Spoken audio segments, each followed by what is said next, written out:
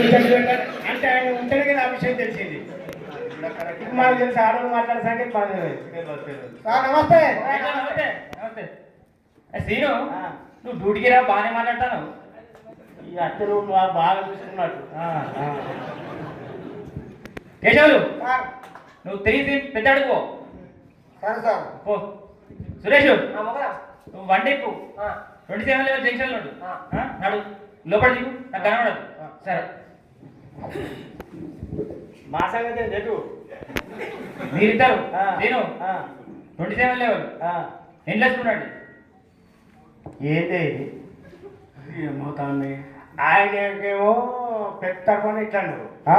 ఆ సురేష్ గారిని ఏమో పో నడు కనబడకు పో అంటే ఏం ఇచ్చేటన్నట్టు. అంటే నీ జన్మదిన ఏమవుతాను రవణ, కనబడకు నన్ను తొందర దిగాని ఏమన్నట్టు.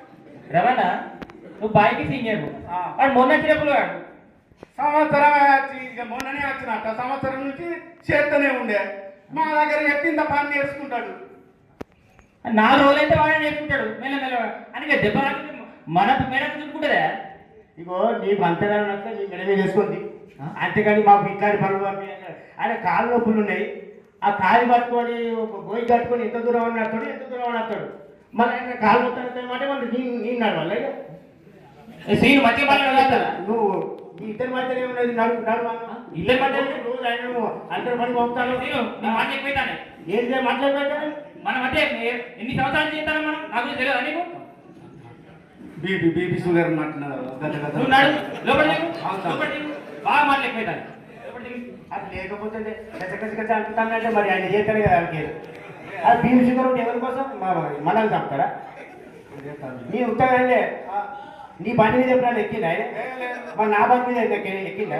మరి మరి సురేష్ గారి బండి మీద ఎప్పటికీ వాడు భద్రకాళి వైన్స్, రాజరాజు, రాజరాజేశ్వర వైన్స్. మరి కనబడుతున్న డౌట్ రాదా?